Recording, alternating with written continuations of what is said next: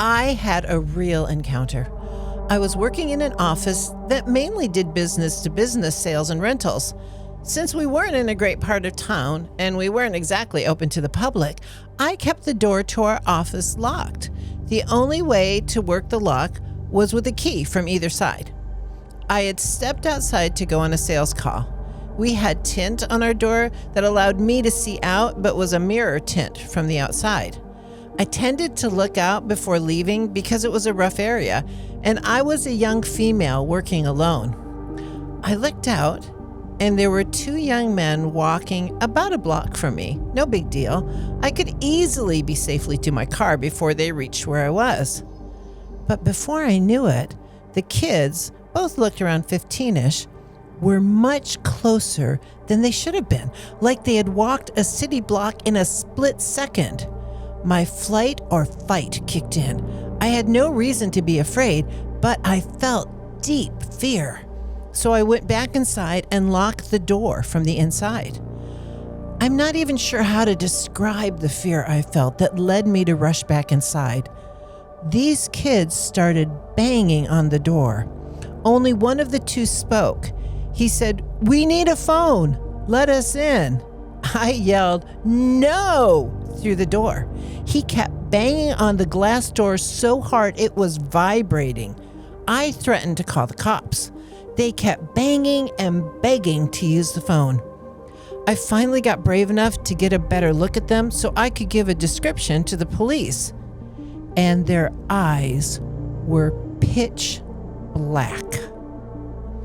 I'm not super religious, but I just yelled, "In the name of Jesus Christ, I command you to leave." And they disappeared. Just vanished. I had never heard of the BEK phenomenon before this event. Listen closely. Old walls still speak. Some things are hidden, not to be forgotten, but to be kept. The old house remembers what others forget. What is remembered is never truly gone. Listen closely, and you too may just hear voices from the attic.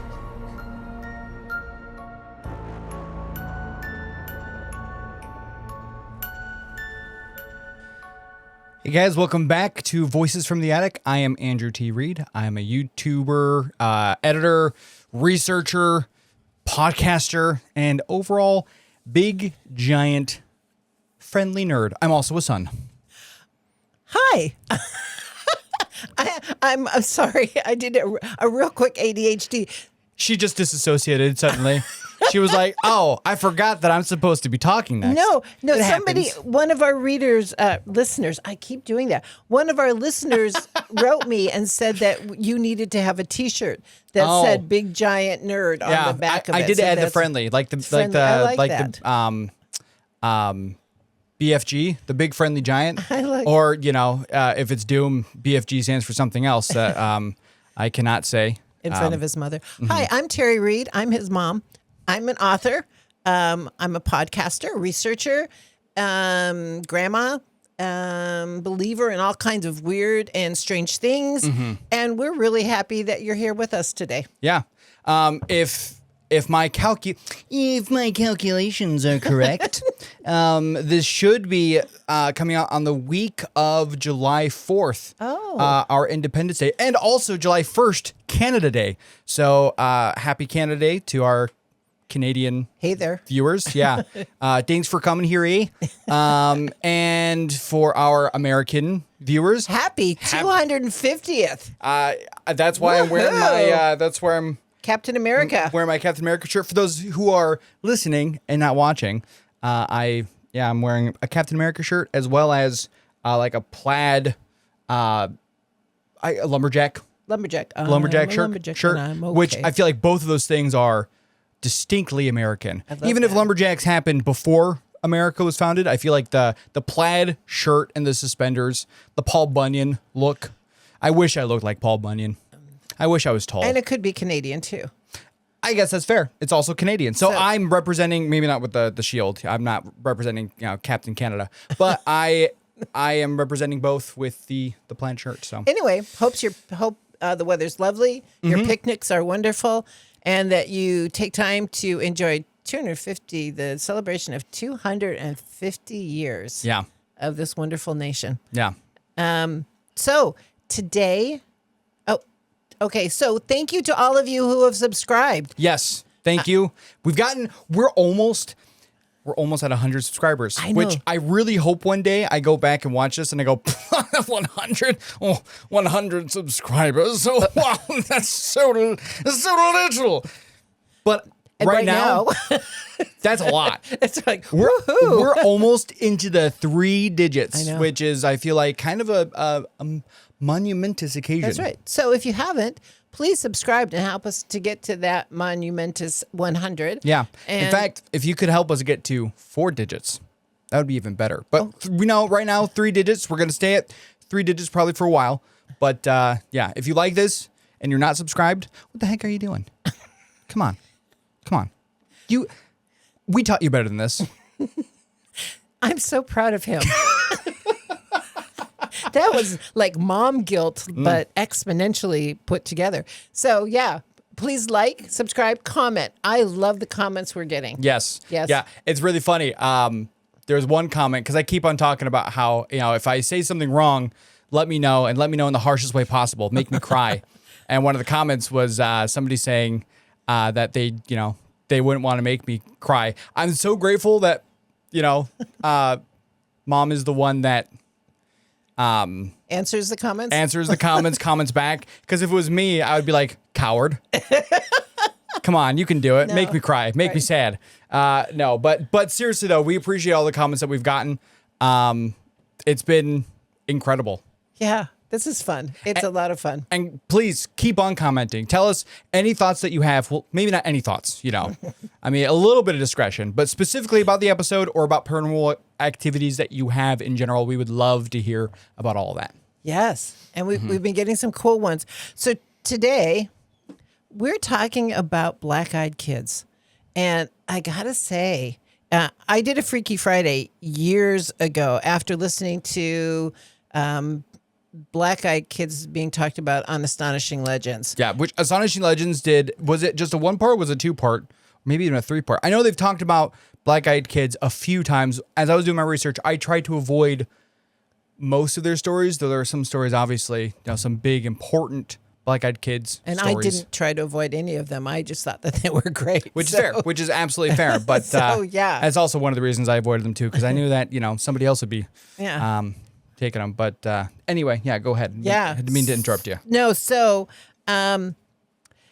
it kind of the idea of black-eyed kids isn't, you think it's like this urban legend from like the 90s, but it's not. It came before that. But let me tell you about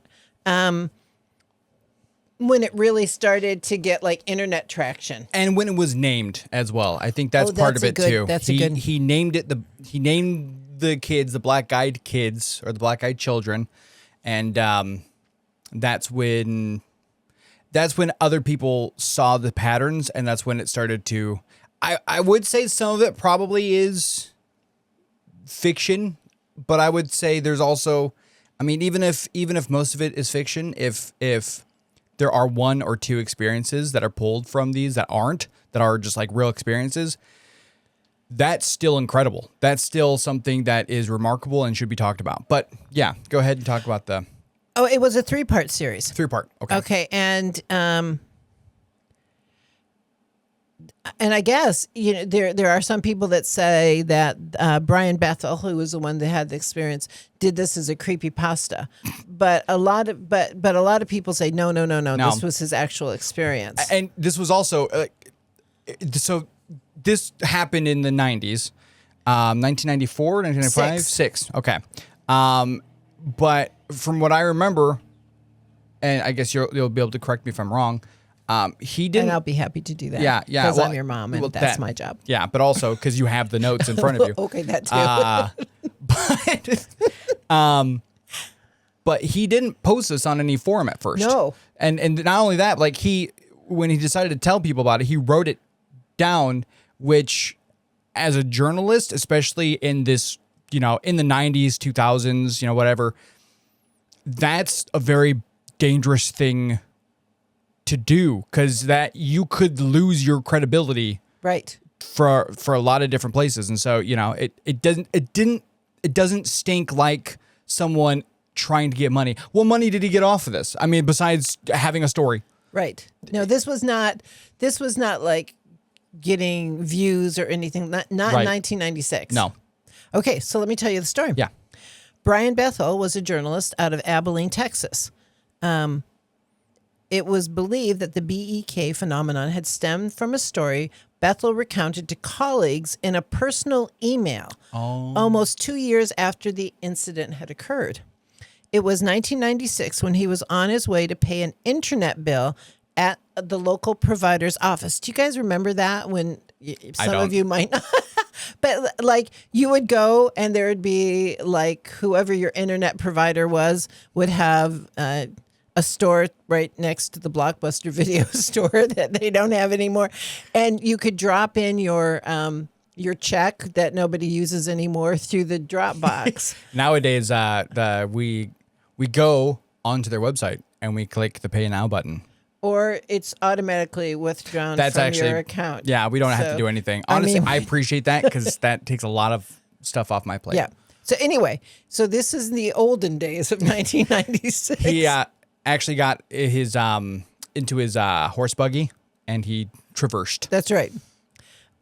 He pulled over near a movie theater using the marquee's light to write a check. And in those days, people wrote checks. It was in this moment when a knock frightened him. A pair of pale knuckles tapping his driver's side window. Bethel looked up to see two young boys with hooded sweatshirts covering their faces.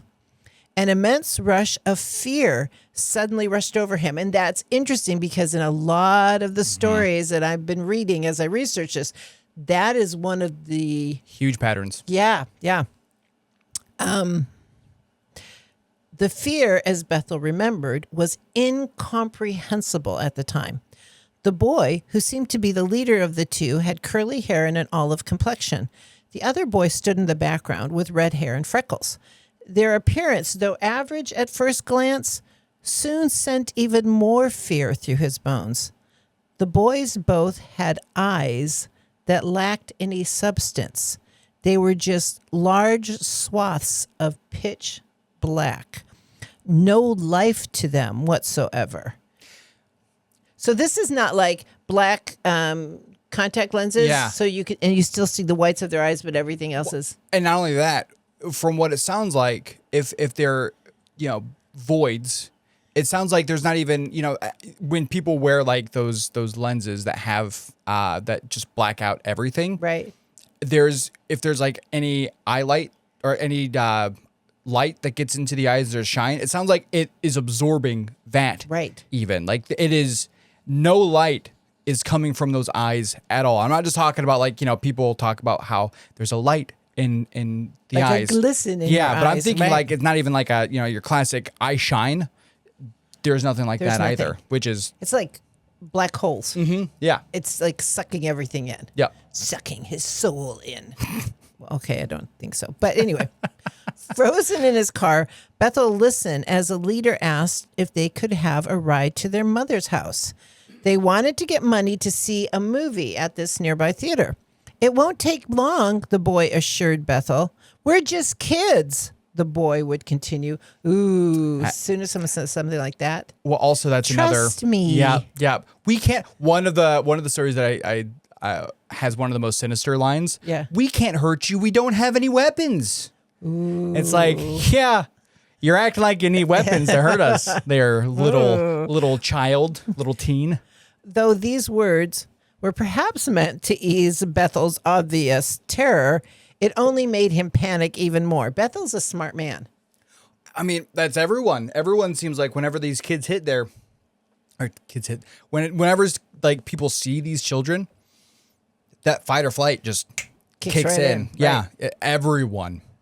He rolled the window up and put the car in reverse, ready to drive off. The boy yelled to him through the window of the car, "We can't come in unless you tell us it's okay." vampires. He didn't say vampires. I just did. as he's driving away, vampires, like that, exactly like that. I would have. I probably would have been too busy pooping myself. Yeah. Let us in. He drove away, quickly glancing one more time for the boys, but he saw nothing. Within seconds, they had completely disappeared out of sight. Okay, so then Bethel was actually then interviewed by the Astonishing Legends people, and he added a couple things. He said the boys asked for a ride because they said they had forgotten their money and needed to get home to get it. I looked at the marquee, and the last movie of the night was already playing. By the time I could have driven them home and back, the movie would have been nearly over. It was Mortal Kombat, wasn't it? Oh, I don't know. I think it was one of the Mortal Kombat movies. Oh, well, see, there you go. I could be wrong because it was the 90s. I don't know 1996. So I don't know if that was Mortal Kombat era or not. He also said that from the very start, he felt uneasy about the boys, but couldn't really place why. Then he looked into their eyes and saw that they were completely black. No whites, no irises, no pupils, just a black void, as we talked about. Yeah. Chills ran up his spine.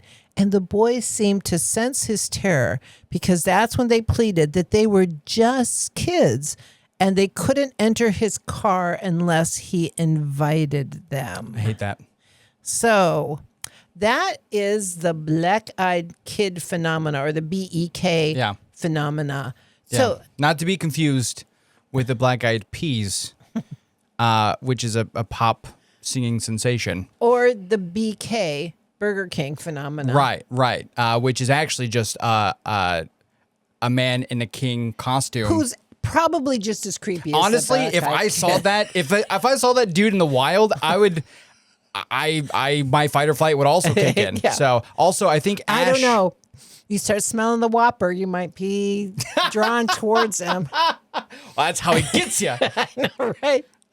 Ash, Just take a bite of the Whopper, really. I think Ash has the answer to our question earlier. Good. Was it Mortal Kombat? Okay, so Mortal Kombat would have been released in August of 1995. But it's possible this could have been a second run theater. That's right. Yes, I believe that's what they talked about. Maybe Okay. I don't remember if that was a conversation that they had on the thing itself, but The sequel, Mortal Kombat Annihilation, would have come out in 1997. okay. So it was, if it was either of them, it would have been the first. It could not have been the second. Right. Mortal Kombat. Anyway, it's great. So we solved that earth-shaking We issue. did not solve it. We far from it, in fact. So, okay. So we've got a lot of black-eyed kid stories for you. But a lot of them. Are they demons? Are they aliens? So I do have a little bit of research. I figured we'd talk about it later, but since you're bringing this part up now. I will bring this part up now. Yeah. So, well,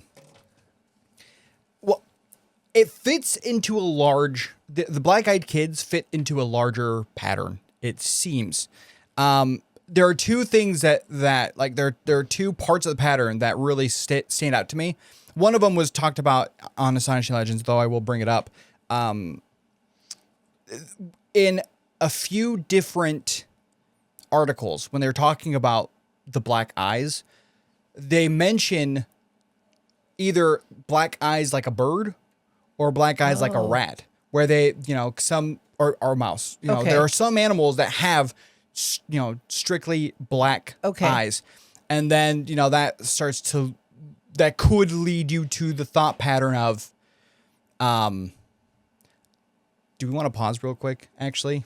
Because, he got out of, and I don't know how he did. Right. So let's pause real quick. So you could describe their eyes as they're black voids, but there have been some ways that people describe them to be almost animalistic. And if you take that thread of thought and then you kind of carry it into looking at the patterns of these guys and what other entities are out there that have similar patterns,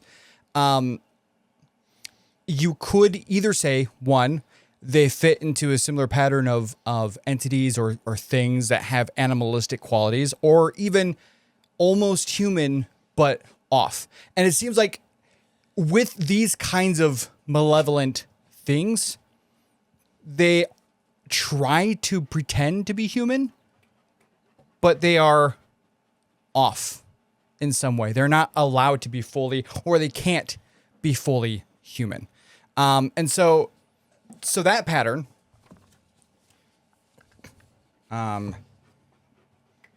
is followed by a lot of different things.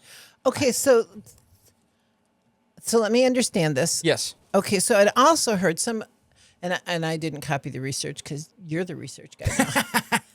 There's also a disease that some people, I don't know if it's a disease or a hereditary issue, that some people can have, like black eyes. Oh. Like fully, I actually didn't know about that.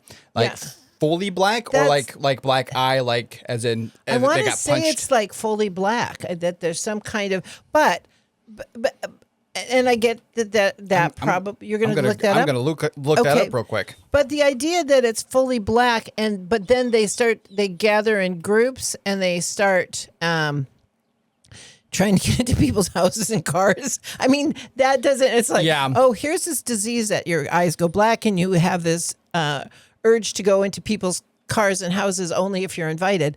That just doesn't seem to be. And wear hoodies. And wear hoodies. And wear Thank hoodies. you, and Ash, and yes. wear specific tennis shoes Yes, as well. Right. Shorts often. That just seems a little bit too much. So there is. So we did invite our dog up here, which is why you might hear whining every once in a while. He wanted to join us. He was really sad.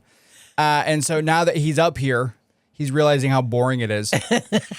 And so hopefully you guys aren't realizing how boring it is. Yeah, no, Yes. well, yeah. He doesn't care about this doesn't kind care of stuff. about He just black-eyed wants kids. pets, you know. Yes. He just wants us to pet him all the time. And so when we don't pay attention to him, you might hear him, "Oh, well, I'm here. Pay attention to me."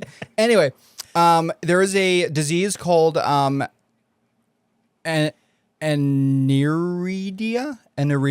Okay. A rare genetic condition where a person is born missing the iris, the colored part of the eye. This leaves a massively enlarged pupil that causes the entire eye to appear black. There you go. But it's not fully black. It's just a large pupil. So an overly large pupil. Yeah. So there are some whites to the eye, but the eye but they're kind of, pretty hidden, it sounds like. if you're squinting, they're going to think you have black eyes. Right, which, I mean, it doesn't sound like, in a couple of these cases, it almost sounds like the eyes are larger. But I don't know. Maybe that's just the visual depiction, or maybe We're not saying it's aliens, but it's aliens. Could be. But there are other creatures. Okay, please go on. That Yes. have there, and this is just a small group of them. There are so many things in mythology and encounters that people have, that have creatures that have characteristics. Hey. He's getting real curious about things, and I'm worried about him. Okay. That works. Yeah, he can. Good boy. He can chill there for a little bit. Okay. Anyway, so a lot of things in folklore and encounters that people have in mythology that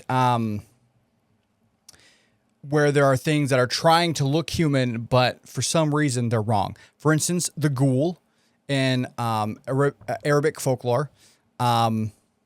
The human disguise has it can appear as a woman or lure travelers, but the tell is a donkey's hooves, or the way that it's described in Encyclopedia Britannica, an ass's hooves, or hoof-like feet reveal it. That always gives them away. Yeah, there's a lot of hoofed creatures. Well, and again, the devil. I was gonna say, you go back then to the devil or demons. I mean, it seems like a lot of humanoid goat guys. Right. There's also Pan. So if you're picking up a cute girl and she's got black eyes and hooves, don't pick her up. Unless you're into that kind of thing. I mean, I don't want to yuck somebody's yum. So. Oh, that was yuck. That was yuck. Anyway, there's the huldra or hulder, from Scandinavian folklore. You did that very well. Thank you. We'll pretend like it was accurate. A beautiful woman of the forest, another beautiful woman. There a lot of these, oddly enough, a lot of these appear to be beautiful women, almost like they're trying to lure a specific demographic of people away from, And I feel like children are another bait. It's another lure, except for a different kind of lure. They're hitting a different instinct. Well, we talk about those feral people, and they make the women's sounds or the children's sounds. But it seems like these almost are. It's almost like a moral thing where it's a beautiful woman who will lure men away and they're able to be lured away because of their lust. Whereas the black-eyed kids, it's a different thing entirely, where they are trying to, instead of trying to lure them away on a sense of morality, instead it's a basic protection instinct. They're trying to tap into that. I'm a child. I'm defenseless. Help me out, please. Right. Obviously, it doesn't work well sometimes. Well, and the couple of stories that I heard where somebody actually let them in and fell for it. It doesn't end up going well for them. Like, people get cancer. Yeah, I actually have a story. And granted, they don't go into detail of what happens after, but I do have a story. Okay, yeah. All right, so you have these sirens. I mean, that's kind of what. But the tell for the huldra or hulder. I gotta say, right now, the Muppet Chef is dancing around in my my head. They have either a cow or a foxtail, hairy animal legs, or a hollow tree-like back. I went to school with somebody who, because it was cold. What were they? Idaho, a huldra? She didn't shave her legs for the whole winter because she wore. I dated a girl who was very proud of the fact. Ew. Yeah. Yeah, she wore leggings during the winter, but that was, Okay. Ooh, anyway. What were the color of her eyes? Brown. Okay, good. Are you sure they weren't black? Probably not. Okay. Yeah. Okay. We won't talk about that anymore. And this Gleistig from Scottish folklore. Glastig. Oh, that was good. Thank you. That was really bad. I don't know why I could say thank you with Scottish. We got commented that your Irish sounded like Scottish, which is very embarrassing because I specifically tried to avoid it sounding like it was Scottish, but apparently I did a bad job. But the human disguise, again, beautiful woman or green maiden. I don't know what that means. Well, okay, so green doesn't necessarily mean the color green. It could be like virginal, like okay. Sure. A greenie a young right, woman. Yes, okay. right. The tell, often half woman, half goat. See, but it's okay because the goat half may be hidden by a long dress, so you don't find out until she's wearing leggings and her legs go the wrong way. I don't think the knee's supposed to bend that way. That's weird. And she starts nibbling on the cans in the garbage. You start kissing her, and then she goes. Oh, come on! Don't tell me you haven't had that experience. Well, we've all been there, guys. We all right, fellas. Am I right? Okay, this one is terrifying. This is from South Asian folklore, so I don't know if I'm going to pronounce this correctly. The Churiel or the Churail of South Asian folklore. This is a beautiful woman who lures men again, but this one is backward-facing feet reveal the spirit. See, I think that would be a really easy thing to, especially if you run away from them when they trip. But you can't push them back very easily. No. But if you do run away from them, they're like, oh gosh darn it. I mean, you push them back like right.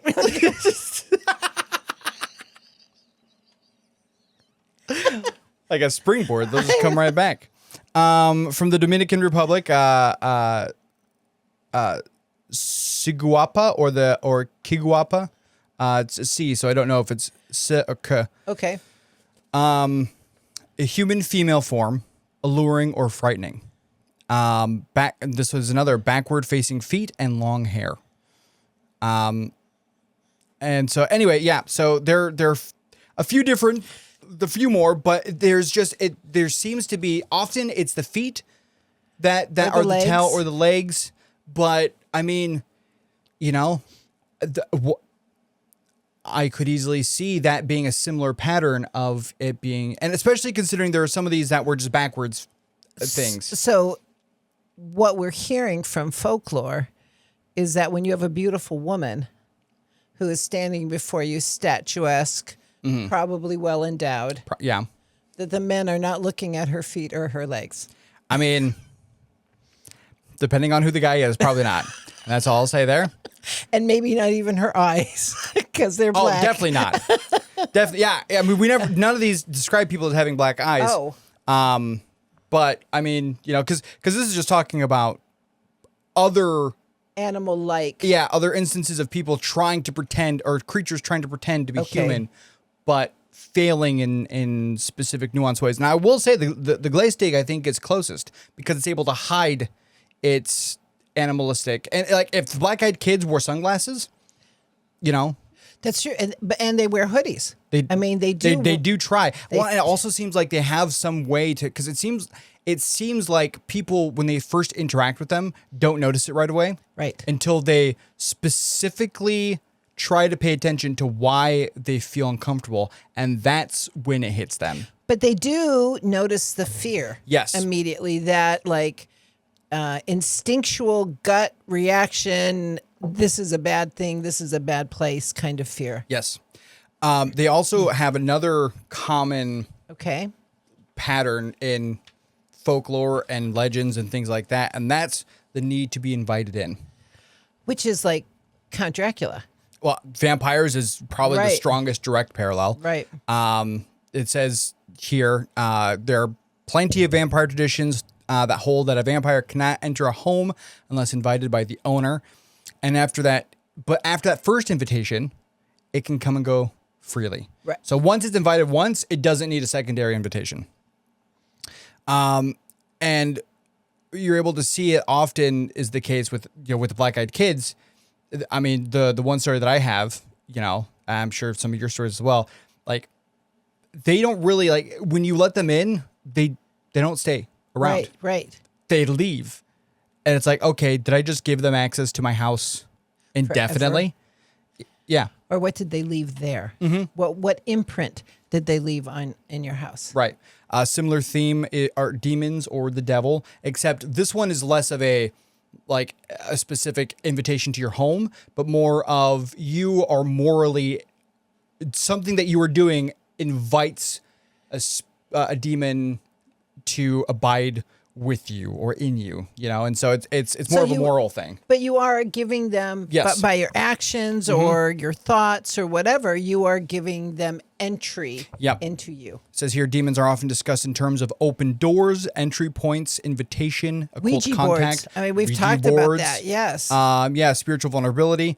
And so it's not a literal, like, directly entering your threshold, but it's more of a, inviting an access to your soul. Right. Basically, which is also bad. And then another one, which I think would be very interesting for us specifically, the Fae. Oh, interesting. So again, this one's less of a, they can't enter your home unless invited.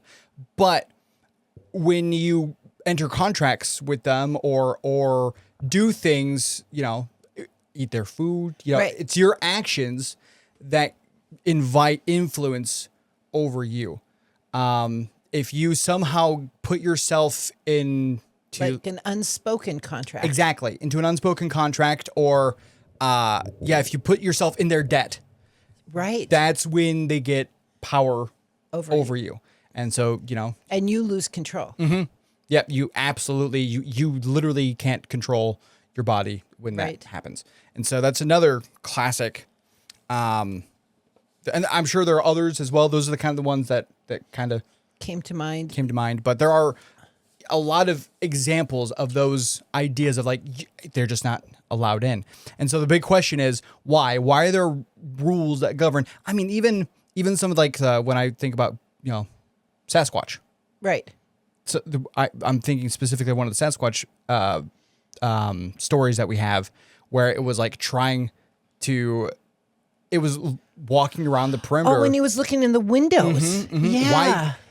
Why didn't it come in? Why didn't it come in? I'm sure it was probably strong enough to be able to bust in there. Why Especially didn't a it? window, and the window was like, yeah.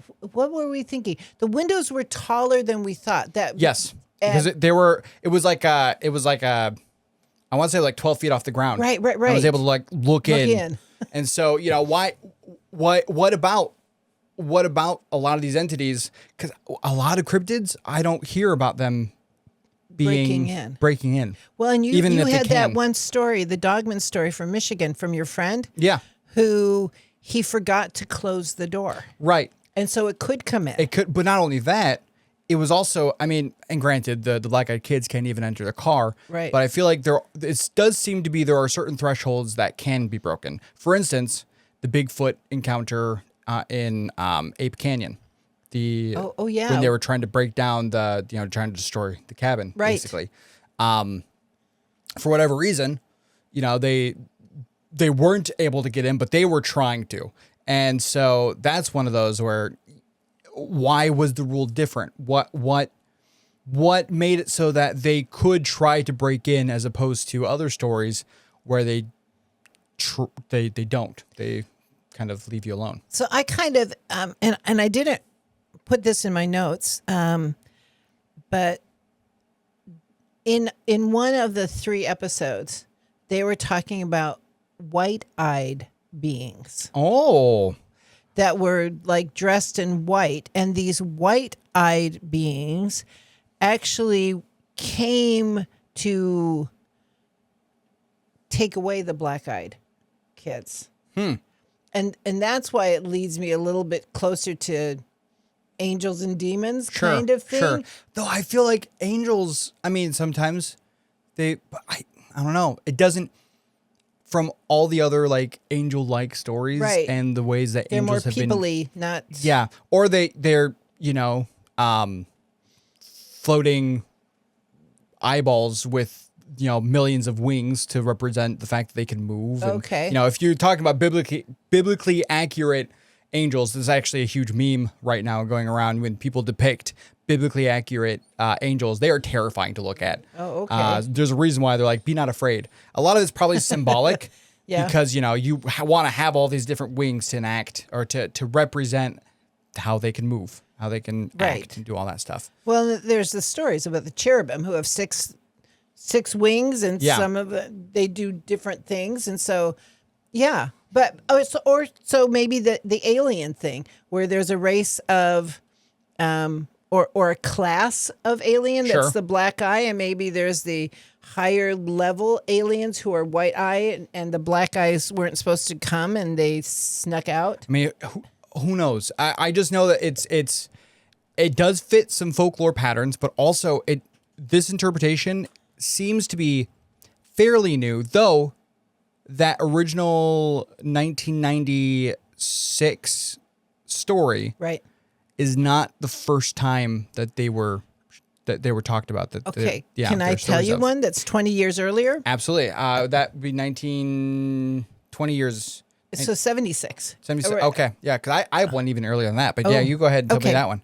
So it's according to an early witness report from the National Investigations Committee on Aerial Phenomena. You didn't do it. Thank you. Yep, It's the welcome. NICAP.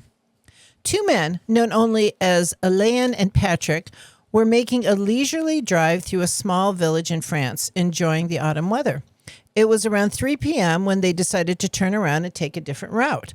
Upon turning, Patrick noticed something near the last house in the village that made him hit the brakes. There, in the courtyard of the house, were 5 small figures. 3 of them stood in the background, huddled together.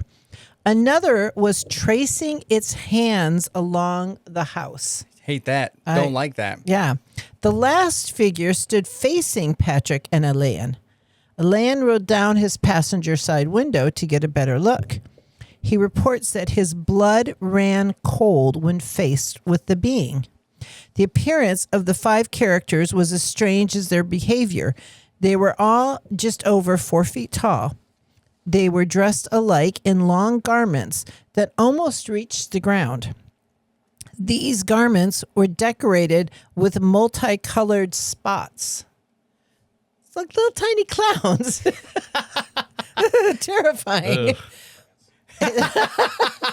It is France. That is fair. Did you have that loud when you said that? Oh, well. Okay, Ash said it's France, Yeah. which was great, and which is why we laughed at that. So, We are not just laughing at our, at our own jokes that we both thought at the same time. which we do though. Yeah, that happens.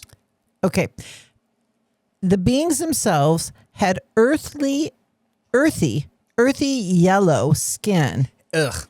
and long hair that fell down their backs and to their waists.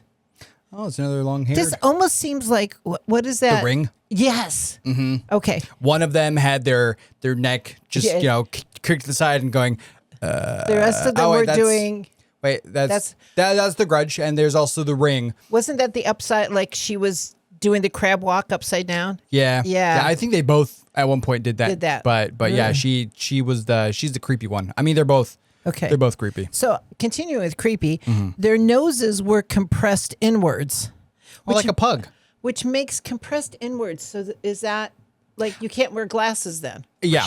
I'm assuming it could either be Voldemort type. Oh yeah. Or it could just mean that their nose was it was just kind of pressed in a little bit. Like as you said, a pug or a snake or yeah. Okay. And their eyes were described as enormous, solid black hemispheres. This one is a big, enormous eyes as opposed to just typical the size. size of billiard balls. Ugh. I know. That's like some Coraline level. I know. This is just The button eyes, yeah. Aliens. Ugh. soon. The being closest to the car began waving to Patrick and Alien, gesturing for them to come closer. Come here, boys. Would you like to hear about our Lord and Savior? No, they didn't have black. they didn't have Girl Scout they had cookies? ties on. They didn't. The motion scared Elaine so much that he screamed in terror for Patrick to drive away. Patrick hit the gas pedal, and they sped out of the area to a nearby town. Ugh. They told several locals about what they had witnessed. They returned hours later to find no sign of the small beings anywhere. 8 months later, an investigator finally made it to the scene. Oh, that's, yeah. That sounds about right. I'm here as quickly as I could make it. And spoke with the nearby residents. Interestingly, he found a neighbor who had noticed the beings on the road in front of the home. He reported that he thought the beings he saw were children dressed in yellow oilcloth. So toss it over to you for an earlier one. Well, I actually had that same. Oh, did you? I had a different version of that. Well, Okay. not a different version, but the end of mine says that when they interviewed the neighbor, said they had once seen the odd little people in the road outside the house, and then it ends with, I think they are known in the area as the Little Strangers. Oh. I don't know if that means then they have been seen multiple times. So that leads me more to Faye, the little strangers. That does doesn't sound it? very Fae-like. But then that begs the question: are these Fae? Does that mean the Right. black-eyed kids? 'Cause Like the goblin things that are in the I mean, yeah, Tommy knockers and those kinds Yeah, of things. those kind of things, Because yes. honestly, there are a lot of parallels, especially the thing that caught my eye, especially when comparing to the 1996. I caught my black eye. Sorry. When comparing this story to the 1996 one, Right. There's a detail that isn't mentioned specifically in the others. They had yellow, or I guess he calls it olive, but tan skin. Yellow. Earthy yellow. They say in this one earthy Oh. yellow. In the 1996, he calls it olive. But that still is, I would say that could be describing a similar thing. 'Cause- See, mine 1996 is the original one, right? I well, thought not the original, but yeah. well, but the one that we Yeah, started with. I right. thought he said really pale. Olive to me is No, not he said pale. olive. He said olive. Go back and I remember, was it that one, or it could have also no. been the first story that you told. Hey, let's see. I swear one of those stories he says olive. A pair of pale knuckles. Pale. Sure. So that's Those not are, olive. Those are knuckles though. Okay. You're right. Mm-hmm. 2 had curly hair and an olive complexion. Yep. And the other boy had red hair and freckles, which is different than that really pale or yellow. Yep. Good catch. Thank you. You actually listened to what I read. I'm so proud of you. Sorry, what did you say? I wasn't listening. We have fun here. No, so yeah, so You're right. Yeah. So that just is, we think of them as being pale, but they have different complexions, but also I think they could be considered, especially with that earthy yellow. Right. I could see olive also being described in a similar That's true. way. That's true. Especially if you're paying attention to the black eyes, or if the black eyes, I don't know what that contrast would be like to your mind's eye, Right. if that would make your complexion look paler, like sallow. or I don't know what that would do to the skin isn't tone. olive complexion? It isn't a more yellowy undertone. Mm-hmm. Yeah. Interesting. Oh, Yeah. Wasn't he also looking at this under the marquee lights? that's a good That's a good point. That is a very good point. I mean, I know the marquee here in town. I mean, that really kind of gives like a yellowy kind of hue. Oh. That is true. Though the one from France, by the way, I don't think I pointed this out before. That was Ash, the man. Oh, that's right. Yeah. Hey, yeah, we have Ash, the man who knows all of the answers to everything. The knower of all things. Yeah. Also our sound producer as well.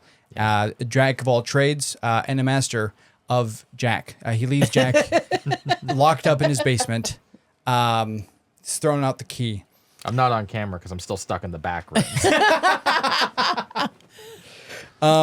But yeah, the story in France, though, it sounds like that wasn't in any strange lighting. So no, it's just open field. yeah, so I don't know why they had yellow skin, And earthy what is yellow. earthy yellow? Yeah. Because earthy yellow could be like a That's so many.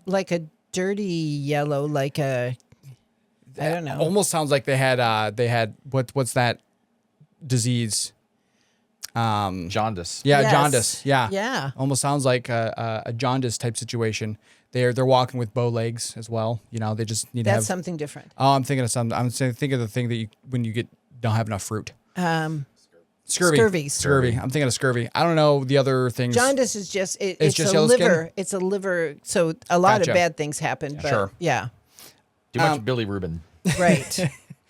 Okay. So here is one story that I found from 1950. I pulled the details from jimharold.com. Oh, I like Jim Harold. I do too. This wasn't written by Jim Harold. It was on No, his people blog. call into Jim Well, Harold. and yes, tell- but this was also a blog written by somebody else okay. who was posting it on jimharold.com. Got it. And oddly enough, the person in this story is named Harold. I thought that it was really funny. This is so confusing. I know. Harold was 16 years old when it happened. He was making the long walk home from a friend's house. As he made way down the dirt road leading to the entrance, he noticed a small figure leaning against the fence in front of the house. As he approached, he noticed that it was a boy. Being a small town, everyone knew everyone. Harold was puzzled, having never seen this child before. He immediately started talking to the boy, but received no response. He asked if the boy was all right, and after a moment, the boy finally replied, "I want to go to your house. Take me to your house." Mm-hmm. A chill rushed through Harold. He didn't know how to respond. It was in that moment. Harold, hell no is the appropriate response. He was 16. This is 1950s.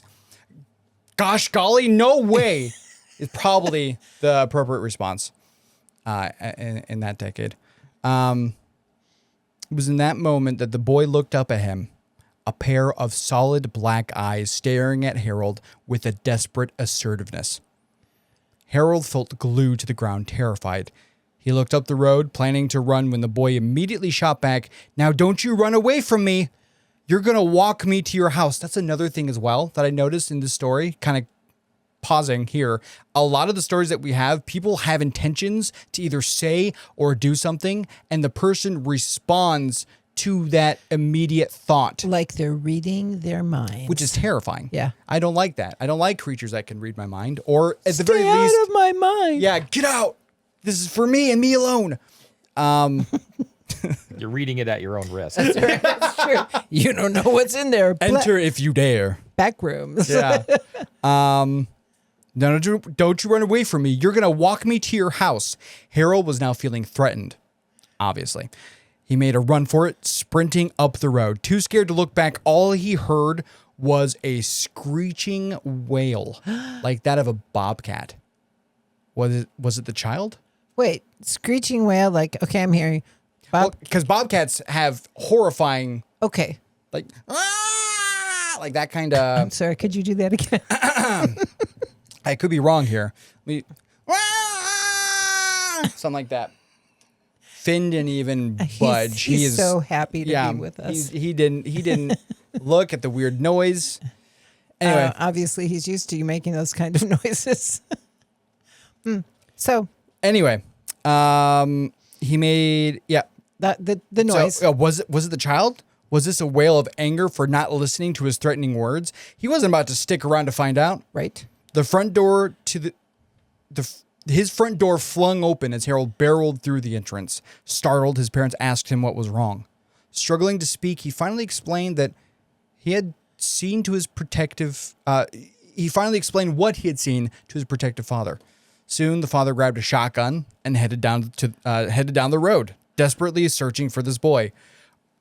Which, I mean, I don't know how fair of a response that is. It's also 1950s, so Right. you know. I guess I was thinking he ran into the house screaming, and his parents said, "Oh, Harold, your little friend is here."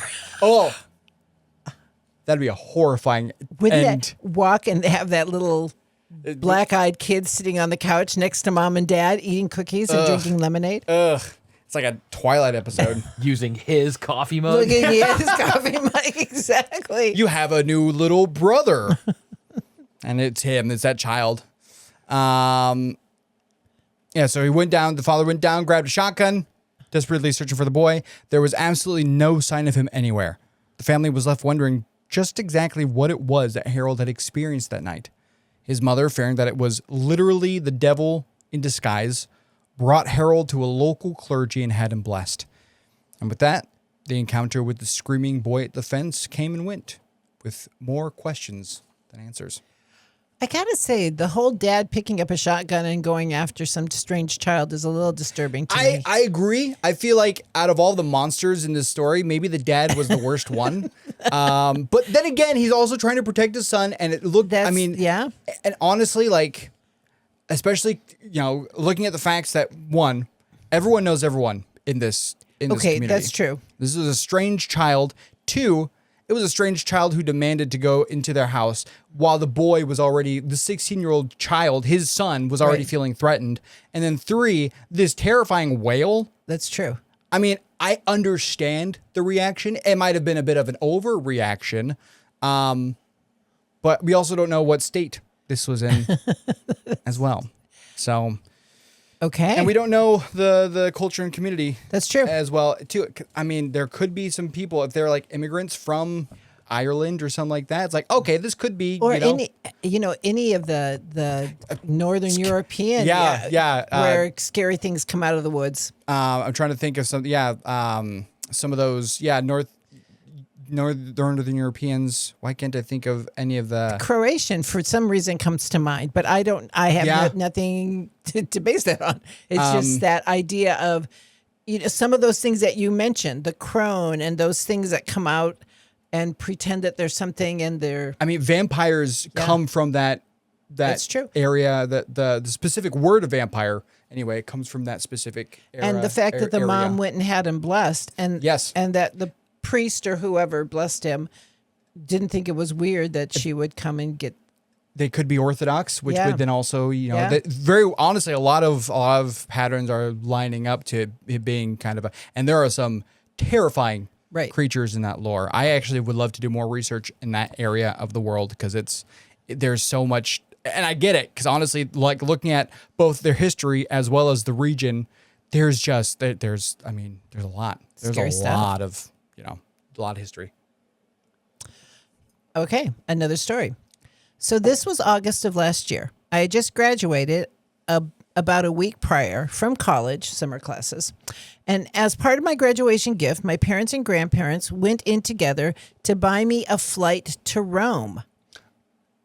I have heard this one. Oh. This is a fun one. Okay, I'm a major history buff, so I've always wanted to go to Europe and Rome, Italy especially. One of my friends also went along with me. I'll call him Caleb, so I don't have to type out my friend a ton, but it's not his real name. Anyway, as both Caleb and I were recent college grads, we didn't exactly have a ton of money to spend on a vacation. So we stayed in the Rome Termini area at a budget hotel. Termini. Oh, that sounded really good. Thank you. It was probably very bad, but I appreciate it though. So before I proceed, a few things about Rome. Because I had some misconceptions before going, the first thing is that Rome is dirty. I didn't know that.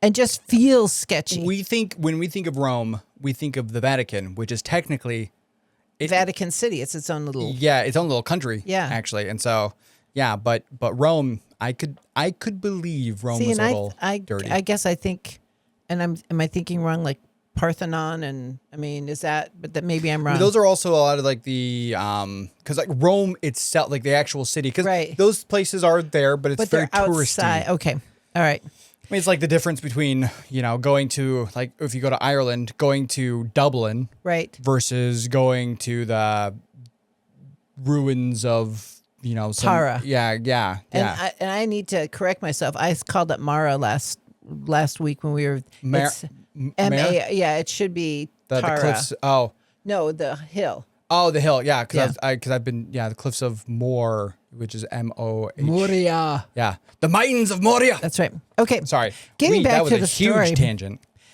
Because of this, the sketchy thing, you instinctively look over your shoulder, and I just felt paranoid. The area that Caleb and I stayed at was near Termini, the main train bus hub of the city. While it was a super convenient location, less than a 5-minute walk, and we could access the metro or a bus to anywhere in the city or a cross-city train, the area just felt run down with graffiti all over. I mean, more than usual in Rome.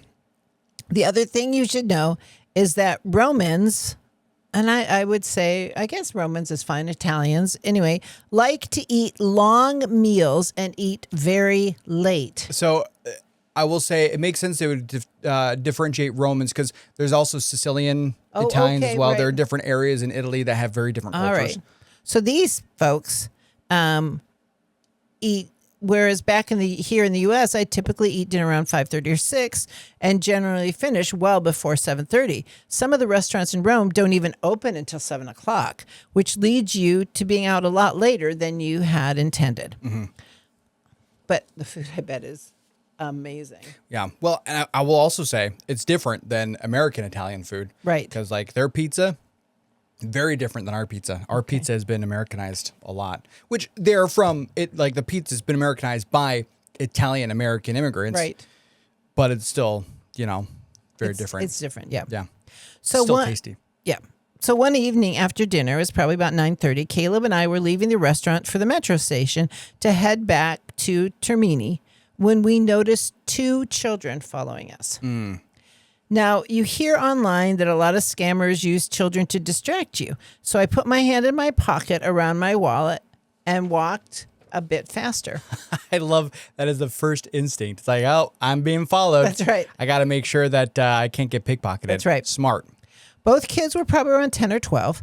The lighting wasn't the greatest. The sun had set, but they were dressed in dark clothing. Whether it was black, brown, or even maroon, I couldn't really tell at the time. One was a boy and one was a girl.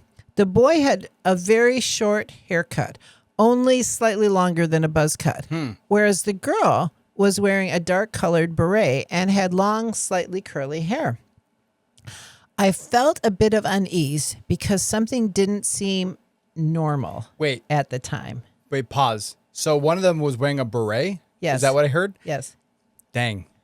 Because I know that the fashion changes slightly, but that's the first time that I've heard of any of them wearing like A beret. Not just a hat or a hood. Right. It's like a fashion. I know. Yeah, it's slightly fashionable. What year did they say? What year this was? No, I didn't get that. That's all right. But it's I mean, it's probably 2000. It's in the 2000s. Yeah. Okay. I felt a bit of unease because something didn't seem normal at the time, but I didn't think anything paranormal. But I was worried about being mugged or pickpocketed. Understandable. Anyways, eventually I stopped hearing their footsteps behind me, and when I look back, I don't see them or anyone. The metro ride back to Termini was uneventful. I didn't particularly look for children, but I didn't notice them if they were around. Once at Termini, it was only a couple minutes to the hotel. Despite it being rather dark, Rome doesn't seem to have adequate street lighting for a city that eats so late. Nothing seemed out of the ordinary. Anyways, I went to my room and Caleb went to his. At this time, it was probably about 10 o'clock at night. So I go to take a shower before bed. And midway through, I think I hear a knock on my door. I don't think a whole lot about it. This is a cheap hotel, and I doubt it's soundproof enough for someone standing outside my door to hear the shower running. So 2 minutes pass, and I didn't hear any more knocking. I finished my shower, put on sweatpants and a t-shirt, look out the peephole, and see the two children from earlier just standing there.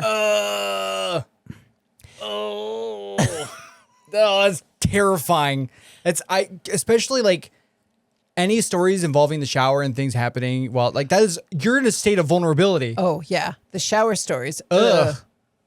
Now, the peephole distorts things. So I really didn't think I saw what I saw. But let me try to describe what I saw. The boy was wearing a maroon button-down shirt with brown pants. He had black hair just barely longer than a buzz cut. What stood out was his white skin. Maybe it was the lighting in the hall, but I don't think I've ever seen anyone with skin as white as his and his female companions. Which is interesting because so the other ones, when they had olive skin, I feel like olive or that like yellowish skin would probably be more acceptable, commonplace in Rome. Yes. And here they have the opposite. They have super pale. It was almost as if someone had painted their skin white. Ugh. It's very hard to describe without seeing it. It looked almost bloodless. I'm thinking of a mime. Yeah. There was just no warmth to it. His eyes looked black, almost as if someone was squinting, so they looked like they weren't there. It wasn't like someone had colored contact lenses at all. It was a very, very strange thing indeed. The girl was standing behind the boy, so I didn't get as good of a look at her, but she had very dark brown hair, clearly different than the color of the boy's hair, and it was curly. She was wearing a black beret and a black dress. She had the same weird, artificial-looking white skin and the same eyes that looked like someone was squinting. Now, at this point, I was freaking out a bit. After all, the hotel required a key card to operate the elevator to get to the second story, where my room was, which made it rather odd that some random kid, who we never did see with any parents, would follow myself and Caleb halfway across Rome and end up in the same hotel on the same floor and randomly knock on my door. Yeah. Yeah, that's another common pattern with a lot of these things. These kids are able to traverse into areas that they should not be able to and leave in ways that don't like that defy all explanation. Right, like poof. Yeah, gone. they're just there. They appear and then they go. They separate. Right. Sorry. So she says randomly knock on my door, and not just knock, but knock and stand there for at least a couple of minutes. Oh, I hate that. I didn't say anything to indicate that I'd be coming to the door. At this point, I double-checked the chain lock to make sure it's secure, but I think the kids must have thought I was going to open the door when I heard the boy's voice, or at least I assume it was the boy's voice, as it certainly didn't sound feminine, say, "Aren't you going to let us in? We're lost." I mean, they traveled halfway across Rome. Yeah, sorry. That's when you go, well, talk to the police or you know, that's not my issue. Now, prior to hearing about the black-eyed kids, I thought this was the creepiest part of it because after 4 days in Rome, aside from Caleb, pretty much no one spoke good English. Interesting. And the ones who did had a very clear accent. Yeah. This voice, though, did not. It was clearly the voice of a native English speaker, and I couldn't detect any accent. I'm curious if this person, what kind of English we're talking about. Is this the Queen's English or is this American English? It didn't sound like anyone from England or have a noticeable Southern accent. So she's American. Midwestern. Yeah. Yeah. Your classic, Midwestern / Crossover. Yeah. Flyover. Yeah. I decided that I'd had enough, and I just didn't make another sound and moved to my bed. I must have just sat there waiting for an hour or so, trying not to make a sound or give any indication that I was in the room, hoping they'd decide their prank or scam wasn't having any effect and leave me alone. I decided against texting Caleb about it. After all, I was just probably paranoid about nothing.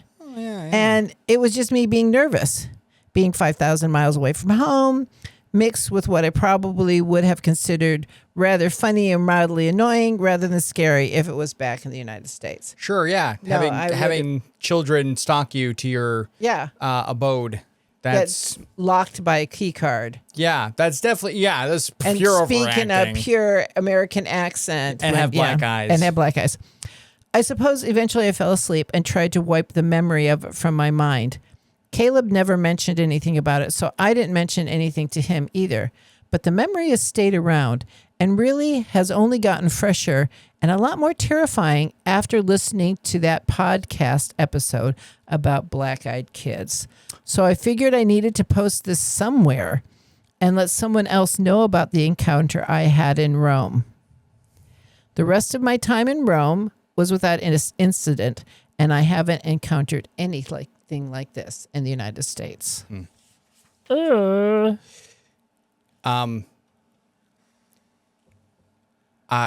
guess I there are two stories I want to share, but I don't know which one to start off with because, obviously this was a non-American story. Right. I have another one that's also not American. Okay.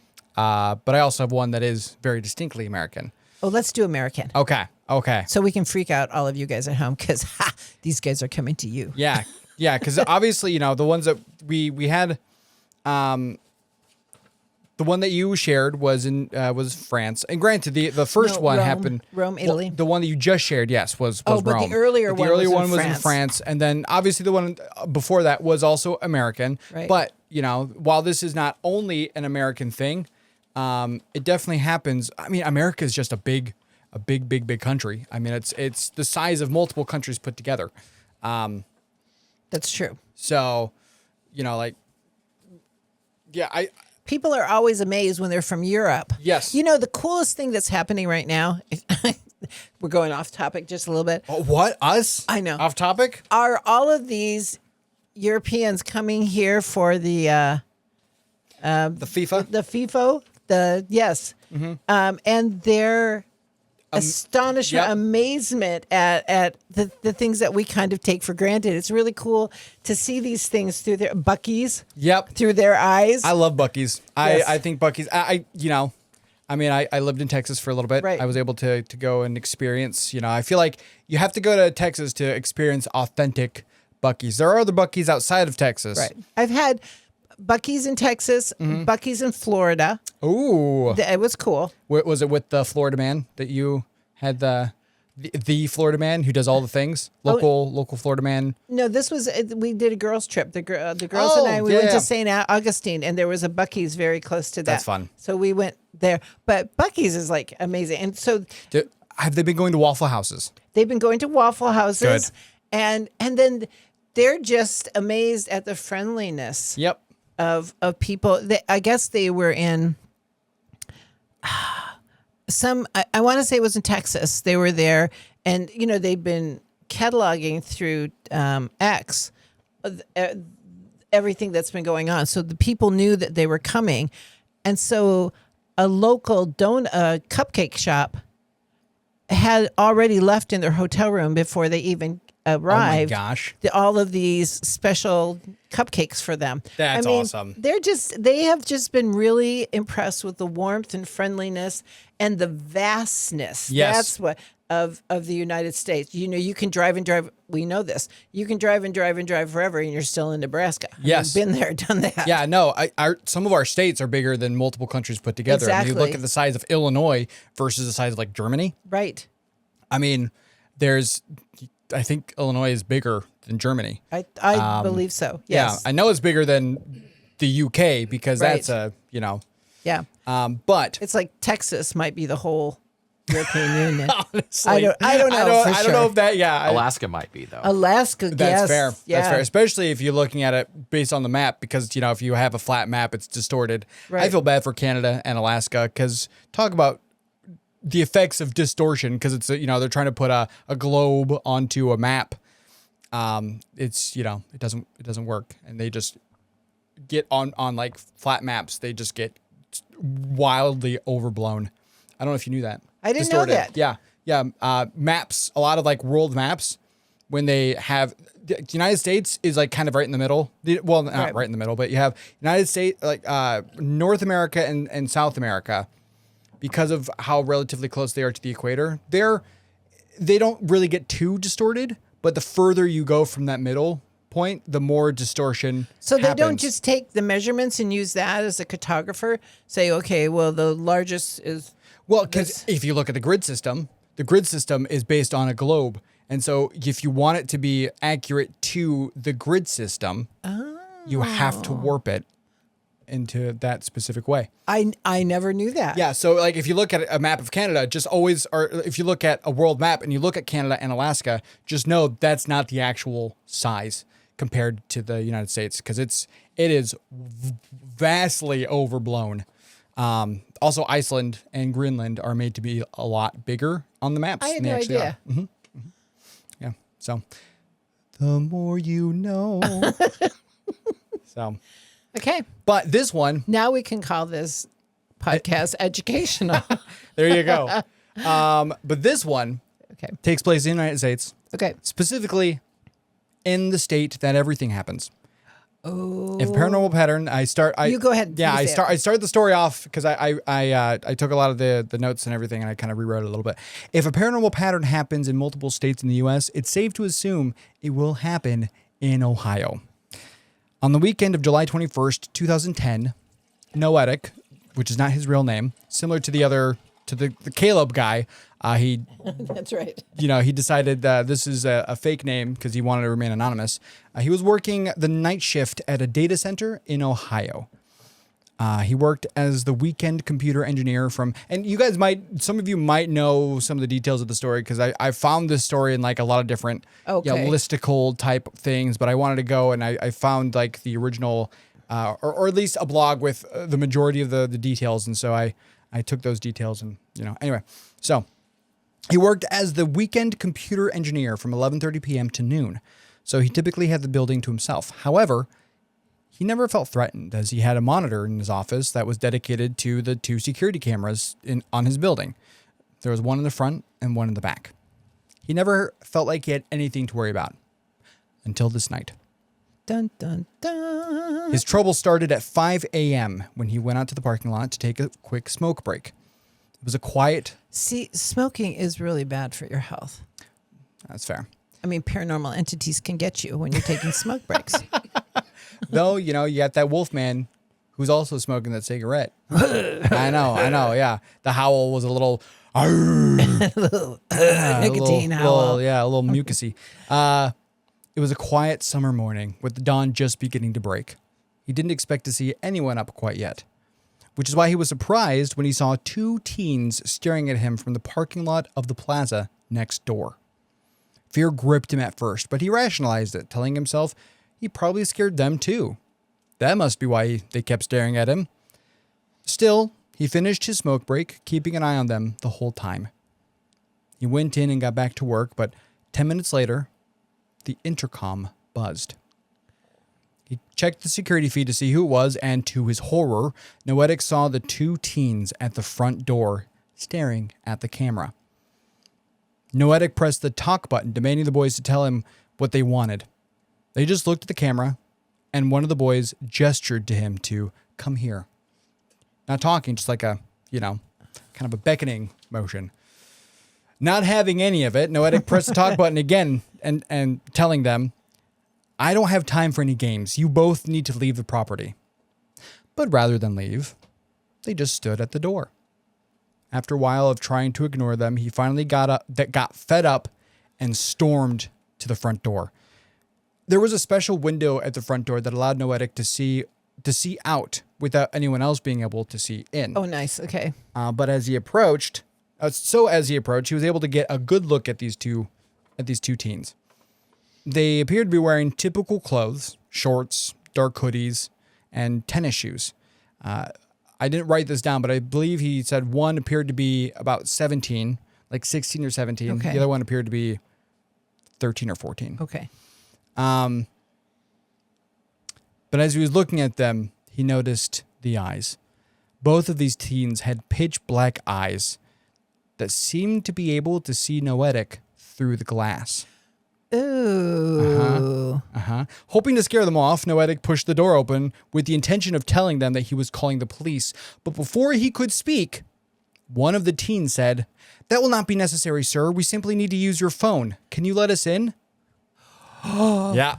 Yeah. Okay. Yep. Noetic, taken aback, told them that he doesn't let anyone in. But the teens didn't seem to appreciate that answer. As the same team, the one teen, that's another thing common as well. One teen seems to do all the talking. Like the spokesperson, yes.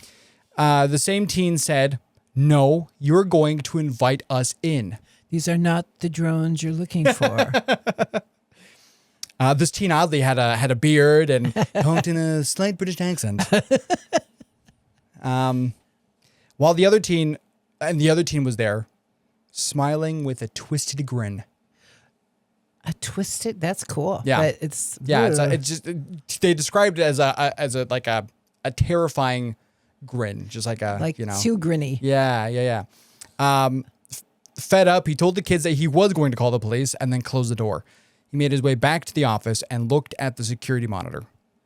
The one teen who had been grinning had moved to the back of the building, while the teen who had been talking remained at the front of the building.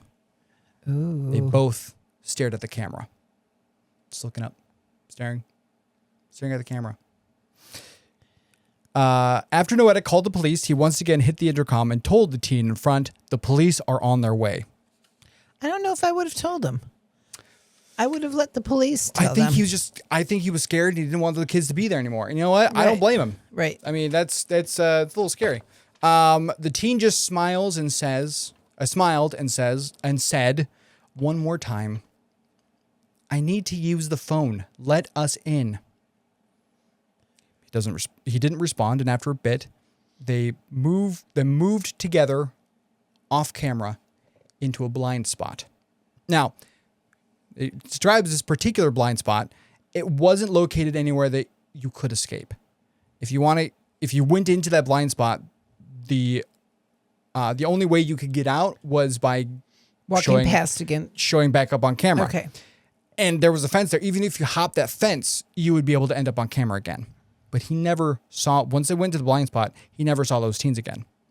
Noetic didn't move until the police came and swept the area. He led the police to the blind spot the boys had moved to.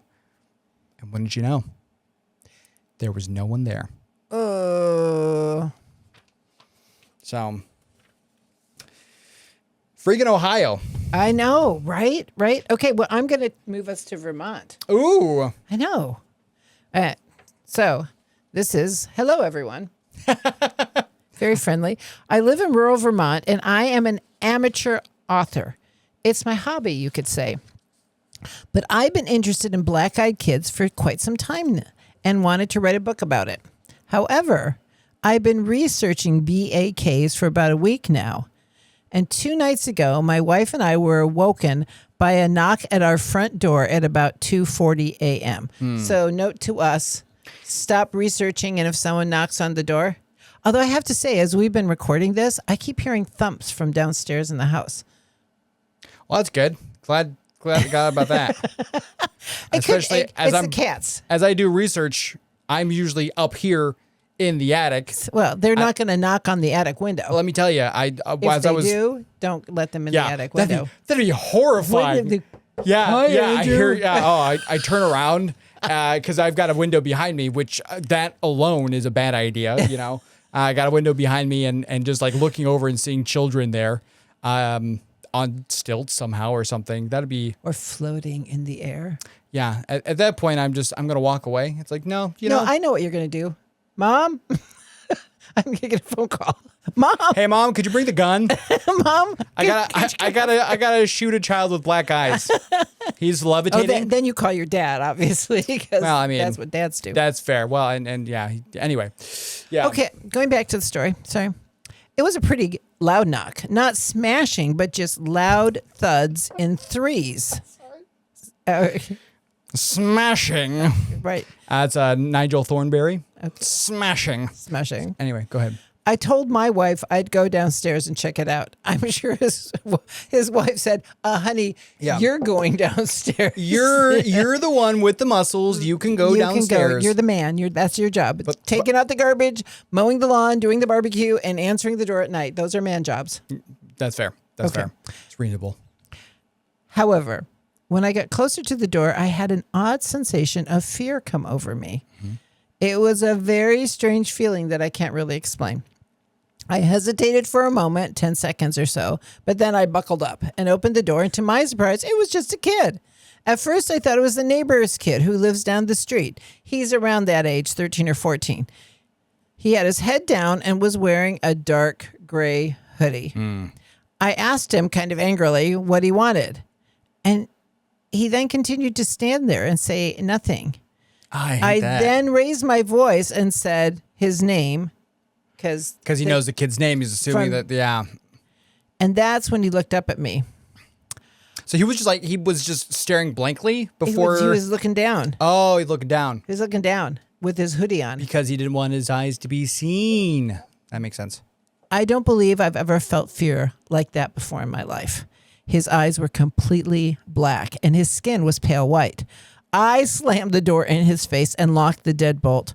It was definitely not the neighbor's son. I then proceeded to run back upstairs right by my wife to get to the window to see if I could see him. But he was gone. Just like that, gone. I'd gotten barely any sleep. I can't stop thinking about this. I just can't make sense of it. I've since stopped all research for obvious reasons, but I thought I would share this experience with you and share this to get your advice and thoughts.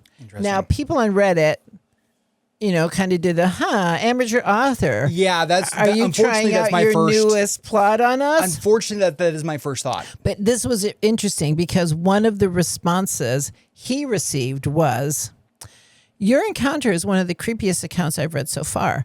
I'm writing to you because something similar happened to me after I researched the BEKs as well. Although the fear and dread were so extreme and unexpected, my fiance and I literally couldn't bring ourselves to answer the door. You know what? Honestly, good on them. Good on them. That's listening to your instincts is never a bad thing. Right. Well, okay, generally. I can't. Yeah, I won't say sweeping statement. Never. Usually, it's not a bad thing to listen to your instincts. We teased one another about it afterwards, but during the actual ordeal, we were completely terrified. This happened during New Year's Eve of 2018. I just posted this story in the main sub area. I've never been afraid to answer the door, ever. Granted, I'm a cautious person. Generally, people who come by the house unannounced will ring the doorbell, at which point they'll ask who's there. But this experience was super strange. I like that. Super strange. It was super strange. Sorry. My instincts told me to be quiet, not to make a sound. Don't leave the bedroom. Don't answer the door under any circumstances. My curiosity wasn't piqued. And they spelled piqued the right way. I'm very impressed.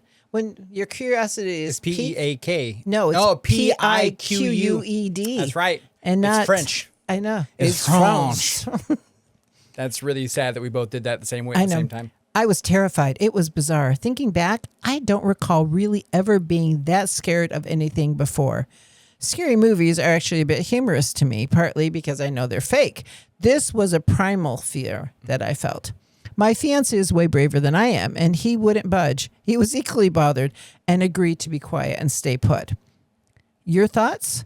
High five to you for raising your voice at the BAK, saying his name in an angry, annoyed tone. That part of your story is awesome. Okay, so then this is what she kind of said to him, but then she put the link in for her story. So if it's okay, I want to read her whole story. Yeah, go for it. Go for it. During the most recent New Year's Eve, my son, my fiance, and I had a quiet night at home. We watched movies, made dinner. My son went to bed fairly early since he's only 5 years old. No wild party. We were marathon watching Netflix while laughing, chatting in the master bedroom. Well after midnight, at which point there was a confident yet creepy solid knock on our front door. Boom, boom, boom, boom, boom. We live in the country, and it's a bit remote. All of our neighbors were friendly enough, but they wouldn't have knocked that late, as it would have been perceived to be rude. Mm-hmm. Our Jeep was parked in the garage, so it wouldn't be related to having a car having lights left on. Sure. I'm listing that because it happened once. The keys to the Jeep and the house were securely hung in place. The fun we were having quickly shifted into an odd mix of confusion and unusual terror. It was really odd. We aren't fearful people. We simultaneously checked our smartphones for anyone stopping by unannounced. Nothing except for a few well-wishing friends' texts since it was New Year's Eve and all. I got up to stretch, and my fiancé made sure I wasn't about to answer the door. Hell no, I said. See, Harold, that's the response. We laughed uncomfortably. I joked with him saying, "'Cause you're going to." I teased. He scowled and then smiled, knowing full well he would have normally. Why were we so on edge? We both remarked how odd we felt about the knocking and the late hour. In fact, we didn't budge from the master bedroom. Neither of us felt good about checking the door and figured whoever it was had the wrong house. 2 to 3 minutes passed, then another knock. Boom, boom, boom, boom, boom. We were getting agitated. So 5 knocks. 5 knocks. Not your standard 3. That's true. Mm-hmm. Yeah, there was like the way they have it is 1, 2, 3, space 4, space 5. Boom, boom, boom. Boom, boom. Boom. Yeah. Interesting. We were getting agitated, and that strange feeling of terror was back, strong as ever. I've never felt that way about someone knocking on the door before, nor have I felt safe answering. It was really odd. I'll paint a clearer picture. Good neighborhood. Our front porch light bulb needed replacing, so it was as dark as hell out there. Oh, so they wouldn't be able to see very well anyway. I thought it was really weird that someone would be standing out there in complete pitch black darkness for 3 minutes knocking like that. Ugh. I mentioned this to my fiancé. The peephole would give us away if we stole a look, since the lights were on throughout the house. We didn't dare check. Why? That senseless feeling of fear was disabling. It made it so that 2 grown, very capable of defending ourselves adults were essentially cowering in fear after 2 knocks at the front door late at night. What gives? It took about a half an hour, but I eventually felt a lot better, no longer felt afraid, and felt that whoever it was had just left. I checked the front of the house, through the kitchen window, no cars, no neighbors, no parties, just the calm sound of crickets. I proceeded to open the front door. After listening to make absolutely certain no one would surprise me, like a drunk ex-boyfriend passed out on the porch or something equally hilarious. Satisfied, I opened the front door. It was quiet. In fact, too quiet. No crickets. No sound at all. That's odd, I thought. That's a predator Yeah. thing, if they're a predator in the area. I instantly felt watched. From where? Who? What? I got the chills and shut the door, then armed the alarm system. I thought to myself, if they come back, we can call the police to report suspicious activity. Yeah, throw the police into the wake of the small child. Sorry, no. However, it then occurred to me that we wouldn't get through. It was New Year's Eve, after all. That's fair. That's fair. Awesome, yeah. right? A lot of drunk driving incidents Right. and those kinds of things are going to be happening. Even to me, it sounds like I'm overly paranoid and getting spooked for no reason. I would think the same thing had it not happened to me. When the second knock took place, for a split second, I thought, oh crap, what if, regarding the black-eyed kids stories I've read. Mainly, it was the remarkable senseless fear we felt that tipped me off. My son slept through it. No, I didn't share this epiphany with my fiancé at the moment. We were too terrified to make any noise. I felt ridiculous, that's true. No doorbell was used at all. What's strange is that the only light on the porch area would have been the doorbell's illuminated button. Why wasn't the doorbell pushed? No porch light out there. It was super late at night also. And I've lived here for 8 years, and that's never happened. My instincts were going nuts. We've since installed a security camera and restored the porch light. I feel like a security camera would probably be a lot more effective than a security camel. Okay. So I'm glad that That was me. That wasn't her. Yeah, I'm glad they did put a security camel there. Though it would be very good at spitting at them. You know, camels are pretty aggressive. Oh, they can. Yeah, they could be. And some people, some people actually use camel as livestock guardians for their sheep. Oh, like shepherd, like instead of a dog or something. Like llamas, they do that for I didn't know that. Guardians because coyote comes up and a camel's there, boosh. Yeah. Camel's it's not good for who the do you coyote. think you are? That's right. Wily coyote. And they spit at you. They kick you and they spit at you. So anyway. I 100% want a security camel. I know.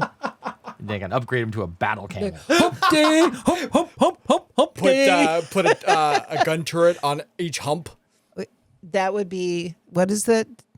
There's a dromedary. There's some camels that only have one hump, and some camels have 2 humps. Well, you need to get the camels with 2 humps, though. You could still install a turret on the one humped camera. Right. Camel.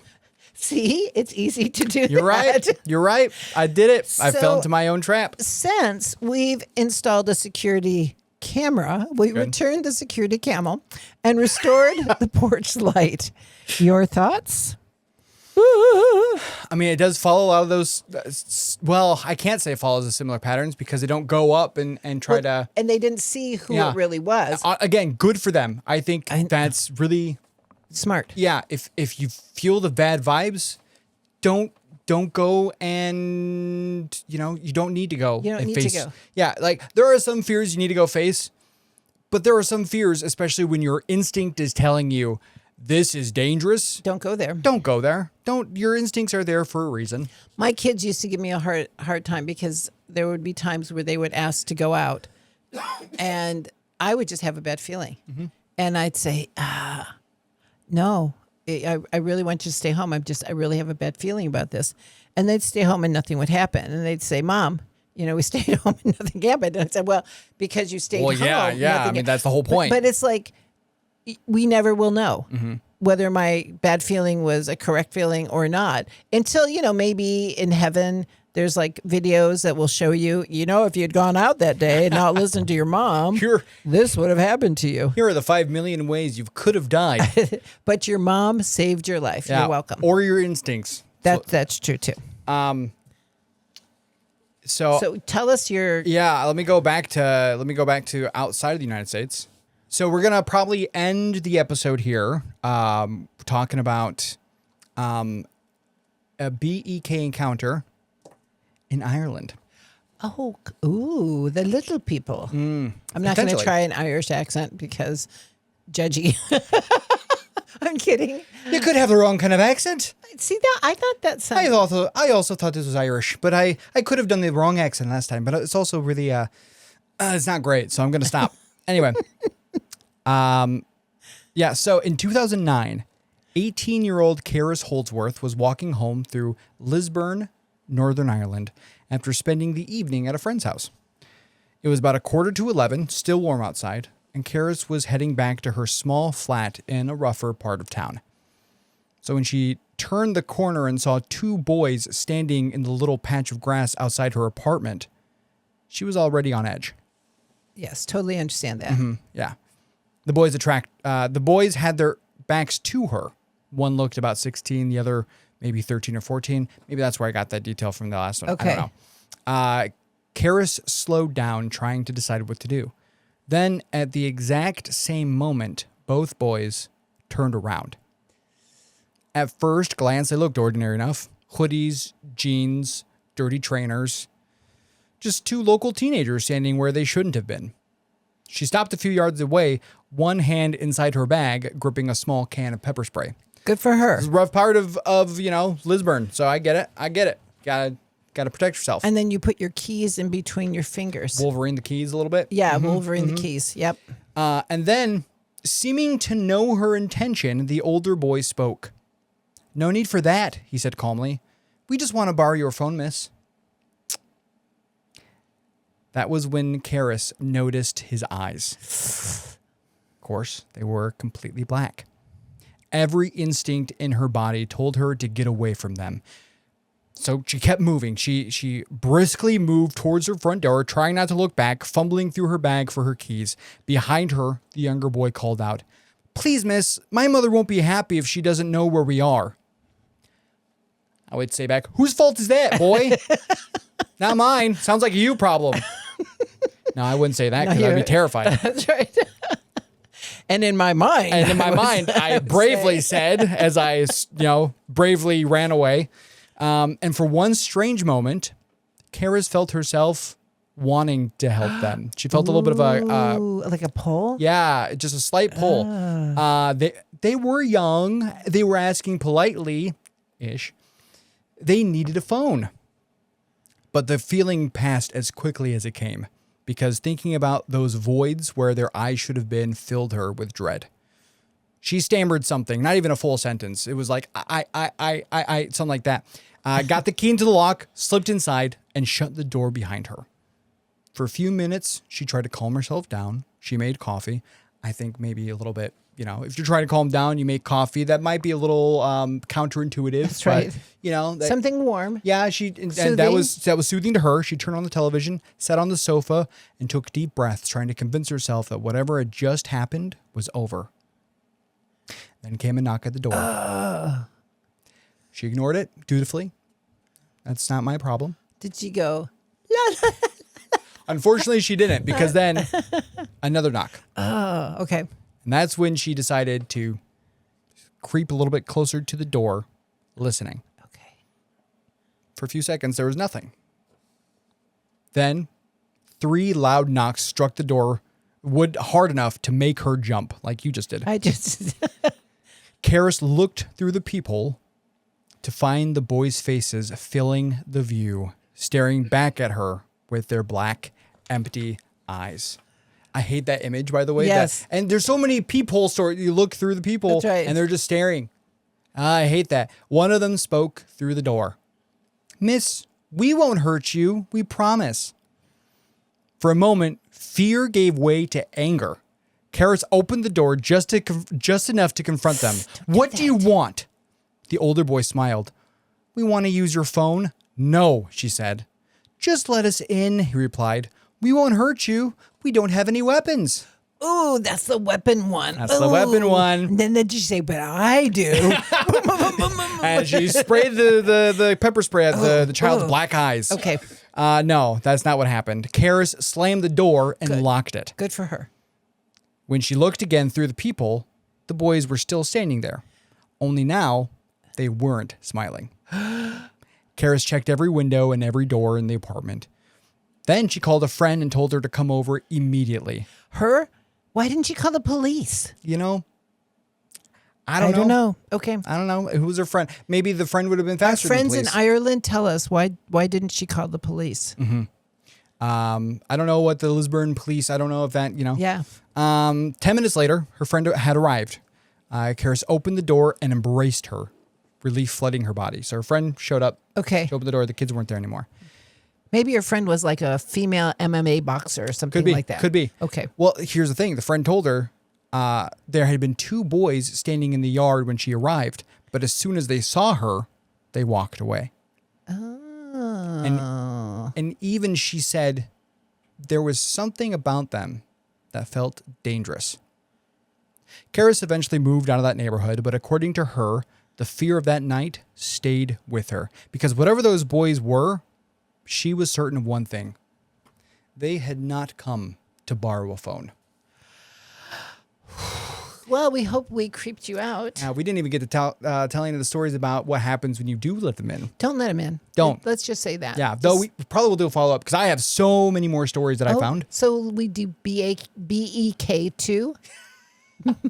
I like that. Yeah, not this next episode. We've already got something there, but we're planning on doing a lot of follow-ups for other things as well. So this could be another one that we do a follow-up for. Yeah, because we still don't know what they are. No. Well, I don't think we ever will.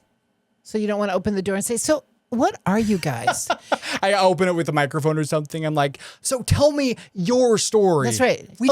Open your mouth. Let me get a swab of your DNA. We just want to use your phone. I give them a landline because that's the other thing too. They apparently only want landlines and not because somebody had tried to, in one of the stores they try to offer a cell phone. They're like, that's not a real phone. We don't want that phone. They don't say exactly like that. Okay, so they need a landline. Pretty much nowhere in the United States anymore are they going to be able to use a phone. Nobody has landline. I mean, not nobody, but... That's a very good point, though. That's right.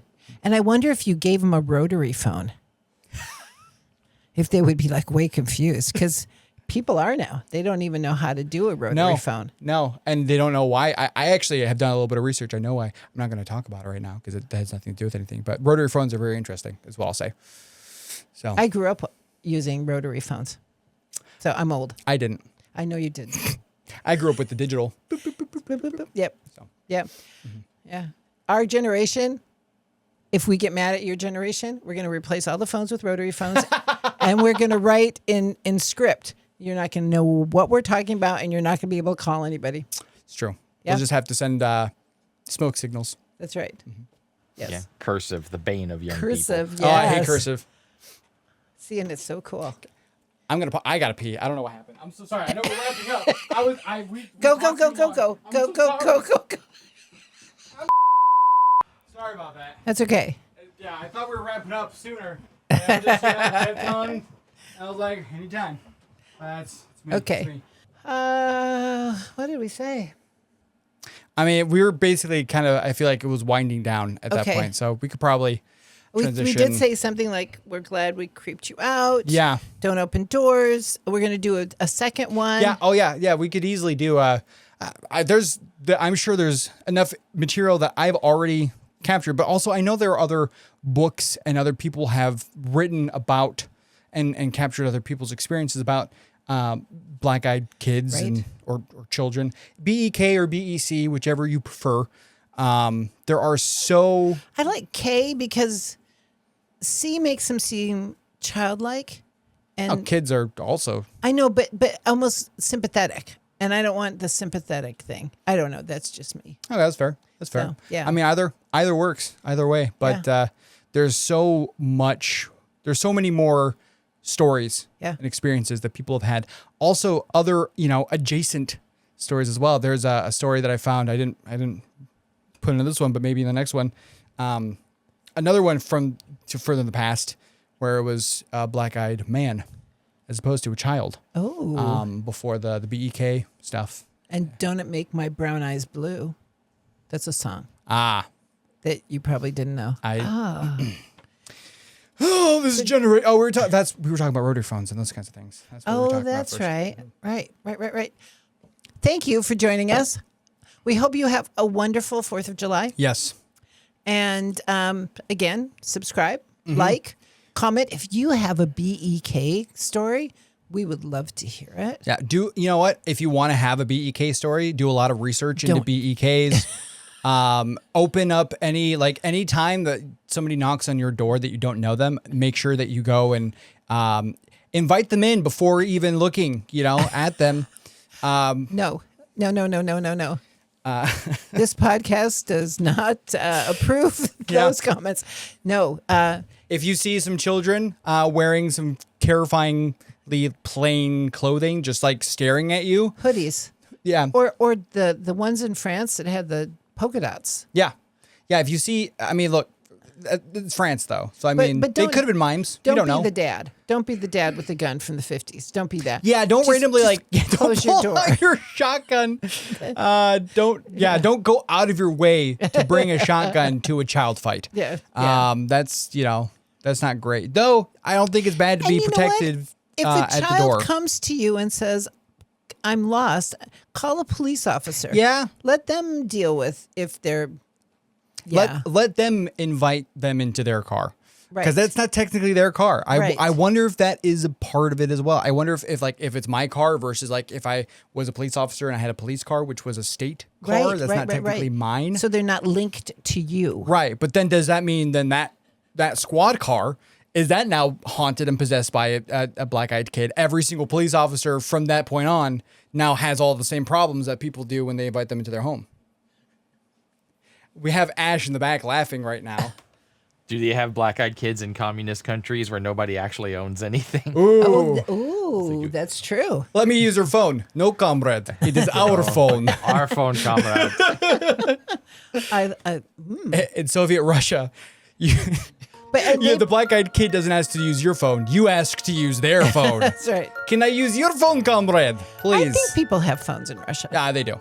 I'm talking about Soviet Russia, which they also... Which was a long, long time ago. Yes, but I'm sure they had phones then, way too. back Yeah, machine. way back machine. Yeah. Yeah. Thank you for coming here and listening to us. We hope you enjoyed it. Yep. If you did, go ahead and let everyone know. Comment, like, or favorite, or whatever. That's right. Platform There's a thing. special present for the 100th subscriber. And that present is just feeling incredibly satisfied that you That's helped exactly us. right. Yeah. Yeah. We will not be giving out security camels. No. You don't want a security camel. Their poop smells real bad. I would imagine. I haven't personally gone and smelled it. I haven't given it a good whiff. So I would imagine they smell bad though, because poop smells bad in general. That's true. So with those words of wisdom, I think I really appreciate after I say that just the moment of just dead air where you're just like processing. I'm just gonna let that one lie. in the poop, Yummy. on the dirt, on the porch, wherever you Floats your boat. Whatever floats your goat. Good. Wherever you keep your security camel. Hey, thank you. We'll talk to you soon. Bye.